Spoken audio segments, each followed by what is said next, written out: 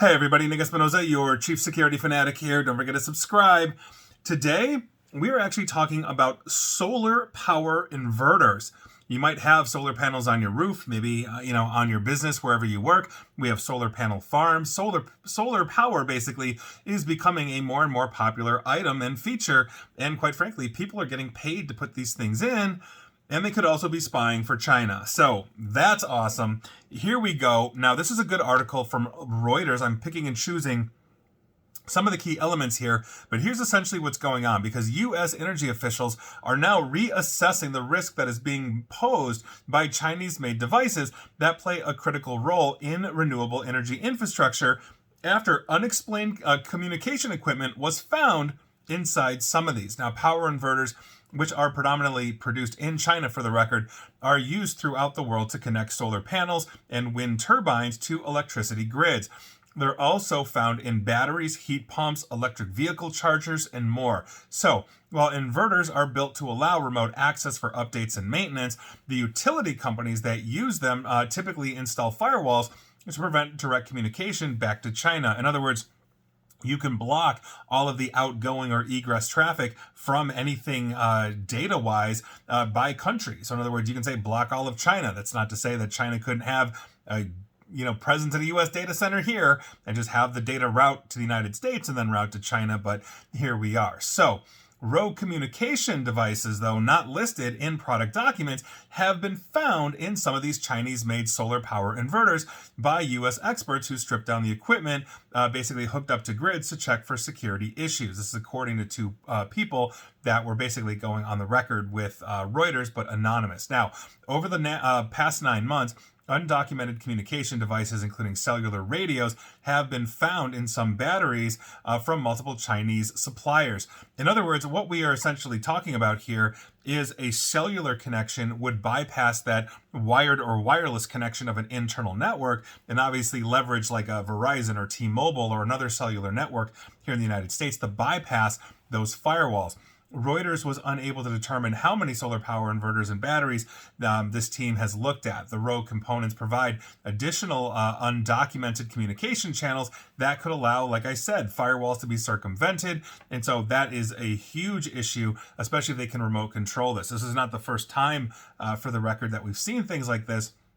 If you're a longtime listener or follower of mine on the radio, I interviewed Yossi Applebaum of Sepio Systems, where they were finding little cellular transmitters inside mice that were being powered, by USB that were infecting systems to exfiltrate data and all of this. This is not a new technique. So here we go. Now, a spokesperson for the Chinese embassy in Washington, D.C. said, and I quote, "We oppose the generalization of the concept of national security, distorting and smearing China's infrastructure achievements," end quote. And come on, dude, you've been caught doing this so many times. So, using the rogue communication devices to basically get around the firewalls and switch off inverters remotely or possibly change settings could destabilize things like our power grid or damage energy infrastructure or trigger blackouts, if they're getting this kind of access. We know our internet has been probed. We know the Chinese have been probing it, not to mention the Russians and everybody else. And we have a massive surface area for attack in our nationwide infrastructure, from businesses to government, whether it's federal all the way down to the local dog catcher. So the existence of these rogue devices is a serious issue, and this has not previously been reported on, specifically for solar power. Like I said, we found in Supermicro servers, basically small processors that the Chinese intelligence have been inserting like grain of rice. That's something I talked about with Yossi Applebaum of Sepio Systems. You can go watch that interview on my YouTube channel. It's fascinating. Anyway, the U.S. government has not publicly acknowledged these discoveries as well, and when asked for comment, the U.S. Department of Energy, or DOE, said that it continually assesses risks associated with emerging technologies that were significant challenges with manufacturers disclosing and documenting functionalities. Now, here's the thing that we've got is that basically the United States federal government, I don't care what the department is, they're starting to adopt things like solar energy and all of that. I know President Trump has not been a fan of solar or wind, but nevertheless, these things have continuously gone on because, hey, what happens if you lose access to the local nuclear power plant or whatever it is? The solar and the wind can keep you going and you become self-sustaining. And I don't care if you're again, the Federal Dog Catching Society or a U.S. military installation, we all have standards and practices that are essentially required to ensure that what we are putting into sensitive government installations is indeed secure.